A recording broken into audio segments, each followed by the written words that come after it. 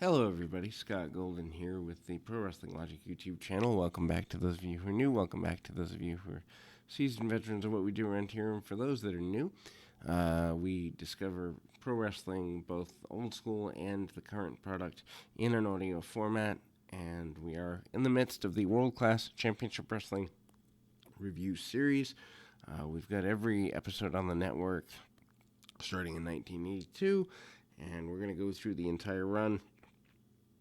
Probably about 275 to 300 episodes or so. Anyway, this is the January 29th of 1983 episode, and it's, I guess, largely uneventful. Relatively basic episode, but there's some debuts and things of note. The Great Yatsu, managed by Arman Hussein, and again, we do not see Gary Hart, so one is to assume that Hart and Hussein Unlimited has been eliminated from the television program. Yatsu is introduced by Hussein. He is carrying a rather large kendo stick. He goes into his first match against the Samoan, and obviously this is a good debut match for Yatsu. Again, going back to the martial arts style character, we learn later that the Great Kabuki is going to be a member of Devastation Incorporated. We learn that later in this same hour, but for here, we don't know that, so it's conceivable that one would think maybe this is another protege of Kabuki. Beautiful power slam by Yatsu early in the match, however. Yatsu definitely looks to have the match in hand, relatively simple, and he does gain a victory.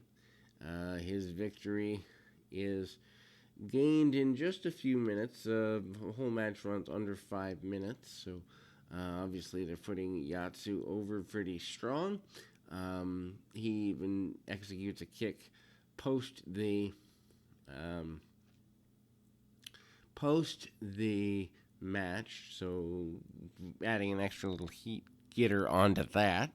Cobra Clutch style sleeper chokeout sort of maneuver to gain the pinfall victory, although easily could have put him out in a submission style as well. We move on to a David Von Erich promo. David very clear.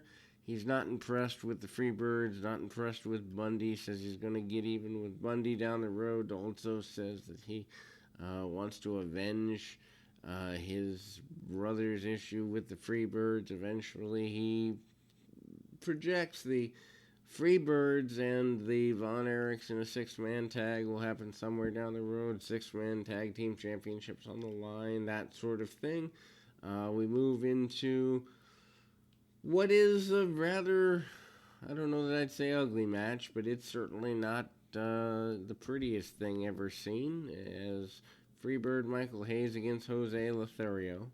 Hayes with a beautiful blue robe, which probably, I don't know what it cost back then, but I'm sure it'd be valuable now. Lothario, your older guy who really is all about putting people over at this stage. Not a typical, boom, boom, boom style match. A lot of stalling by Hayes early. Hayes certainly spends about 3 minutes stalling before they even lock up, maybe a little more than that. But that amazes me, too, how much you could get out of just walking around the ring, walk and talk. They used to call it in Memphis, and it's amazing. So, story of the match, Jose spends a good bit of time with kind of a rowboat-like maneuver, just pulling on the leg of Hayes, trying to get a leg submission, perhaps a figure four, perhaps a leg grapevine, ankle lock, something of that nature.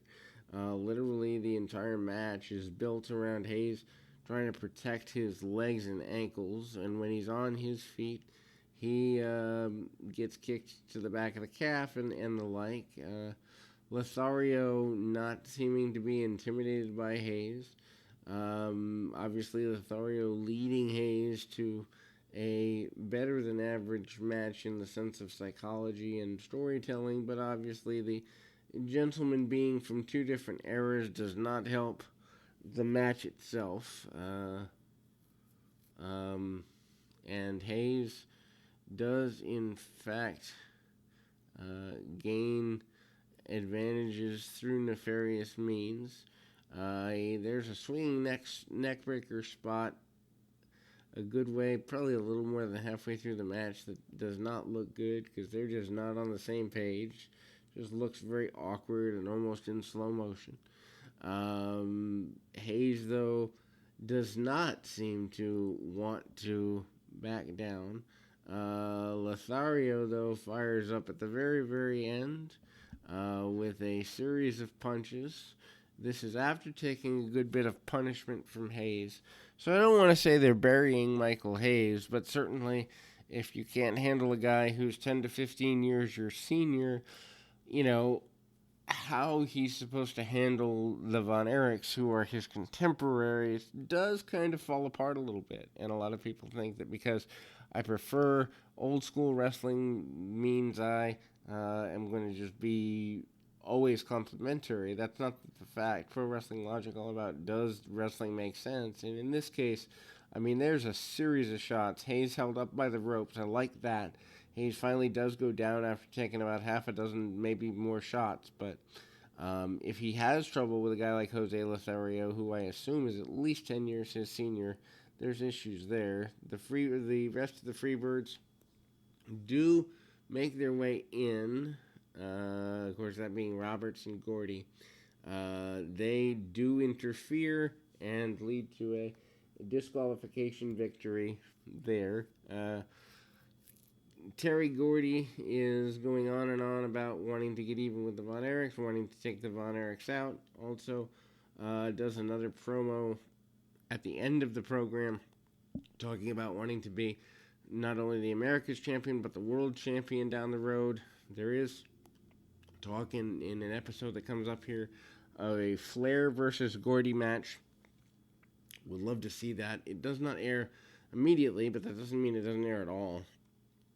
Bundy talks about Devastation Incorporated, talks about the boss will not reveal the boss's identity. That is revealed within a couple of weeks, however. And also talks a great deal about realigning with Kabuki, this alignment with the boss being about money, and, that being important.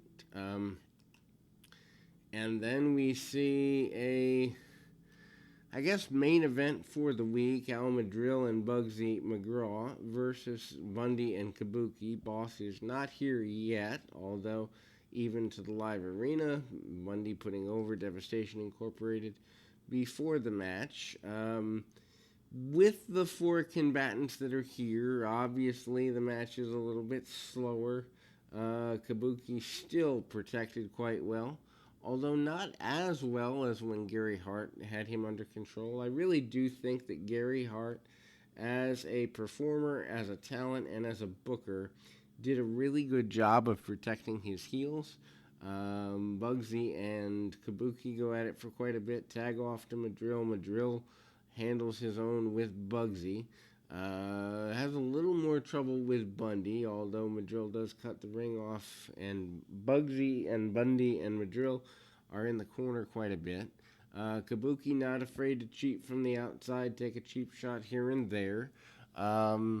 There is Bundy using just hard shots, punches and the like, and using his weight as a deterrent.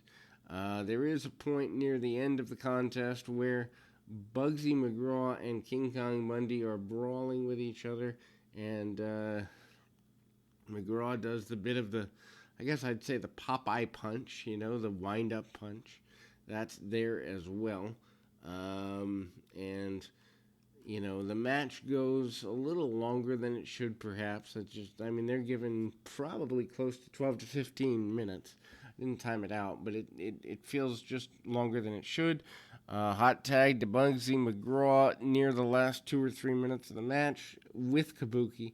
Again, Bugsy stands toe-to-toe with Kabuki, which with how Kabuki was portrayed for the first year of his run, or almost year anyway, I don't know that Bugsy McGraw should be the guy standing toe to toe with him. I would bring somebody new in if I'm gonna do that, but that's just me.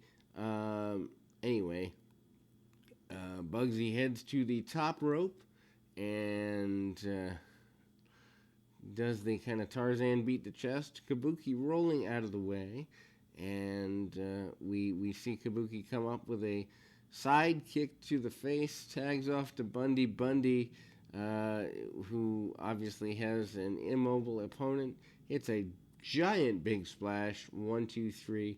Your win for Devastation Incorporated. Then once again we have a second promo from Terry Gordy, who makes a big deal out of his match with Kevin Von Erich next week for the America's title, and talks about wanting Ric Flair for the world title down the road. Makes fun of Kerry Von Erich for not being able to handle fighting for the world title. Anyway, that will close out January of 1983 in World Class. Stay with us.